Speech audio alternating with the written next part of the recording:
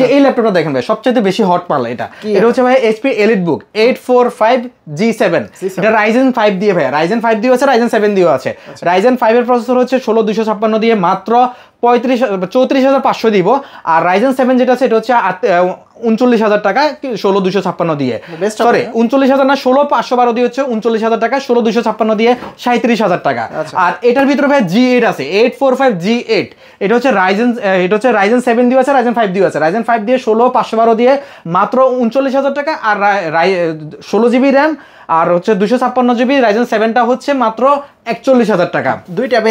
ভেরিয়েন্টে আছে তবে আরেকটা প্রোডাক্টও দেখাই আপনাকে ভাইয়া যাদের হচ্ছে বাজেট একটু কম তাদের জন্য স্টুডেন্ট বাজেট হ্যাঁ